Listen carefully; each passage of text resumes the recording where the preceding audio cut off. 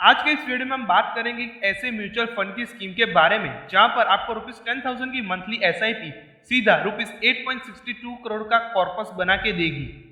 साथ ही साथ हम इस स्कीम के बारे में समझेंगे, इसकी डिटेल्स देखेंगे, इसके फंड मैनेजर्स को देखेंगे और तो और हम इसके जो एसआईपी और लमसम को कैलकुलेट भी करेंगे। सो चलिए एक भी मिनट गवाए बिना लेट्स स्टार्ट द वीडियो। आज के इस वीडियो में हम ICICI prudential tech mutual fund के बारे में बात करेंगे जिसने पिछले साल काफी अच्छा परफॉर्मेंस करके दिया है। अगर हम इसके डिटेल्स पे नजर डालें तो इसका जो करंट एनएवी यानी कि नेट एसेट वैल्यू है वो है ₹124।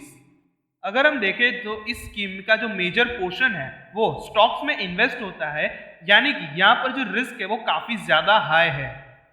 ये तो थी बेसिक डिटेल्स अबाउट फंड, लेकिन अब हम मोर डिटेल्स की तरफ नजर करते हैं।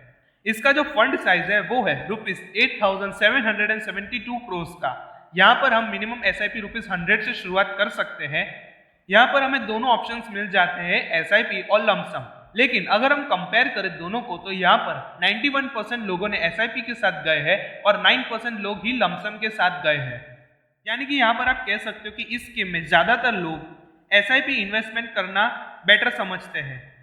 अगर हम इसके एक साल के एवरेज रिटर्न की बात करें तो इसने 37.08% दिया है, जबकि अगर हम 3 साल के एवरेज रिटर्न की बात करें तो इसने 37.01% दिया है और अगर हम ओवरऑल रिटर्न की बात करें तो इसने 25.37% रिटर्न्स लाके दिया है।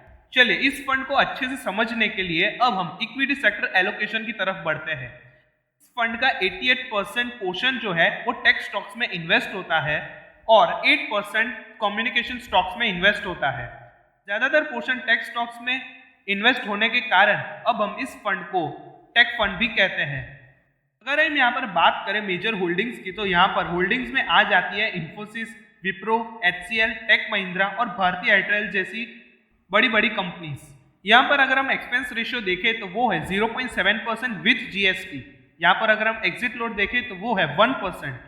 चलिए अब हम टैक्स ट्रीटमेंट की तरफ बढ़ते हैं। अगर हम एक साल के बाद इस स्कीम को सेल करते हैं तो हमें long term capital gain tax पे करना होगा। लेट्स से अगर मेरा लॉन्ग टर्म कैपिटल गेन है ₹1 लाख का तो मुझे वहां पर 10% का टैक्स देना होगा। तो वहीं पर अगर मैं एक साल के अंदर अंदर ही सेल कर देता हूं तो मुझे short term capital gain tax पे करना होगा जो कि 15% है।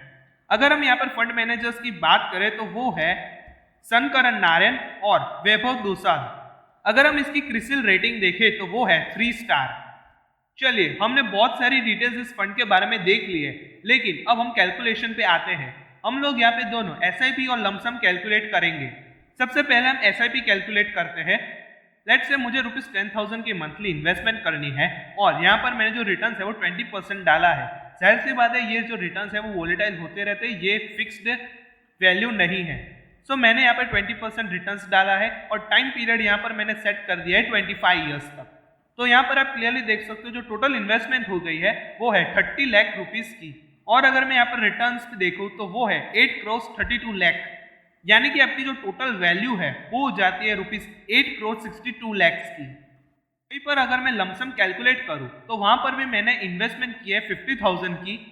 यहाँ पर जो इंटरेस्ट रेट है उसको मैंने 20% रखा है और टाइम पीरियड जो है वो 25 ईयर्स का रखा है जो कि सेम है। तो यहाँ पर अगर मैं अपनी टोटल वैल्यू देखता हूँ तो वो हो जाती है 47,69,811 रुपीस। तो आप यहाँ पर क्लियरली देख सकते हो कि दोनों एसआईपी में और लमसम में हमें काफी अच्छा रिटर्न्स देखने को मिलता है। कैसा लगा ये वीडियो हमें कमेंट सेक्शन में जरूर बताइएगा और ऐसे ही वीडियोस के लिए लाइक कीजिए, शेयर कीजिए और सब्सक्राइब कीजिए हमारे चैनल गोल्ड फाइनेंशियल ज्ञान सुपर एक चैनल को और बेल आइकन को प्रेस कर दीजिए ताकि हमारी वीडियोस की नोटिफिकेशन आपको मिलती रहे।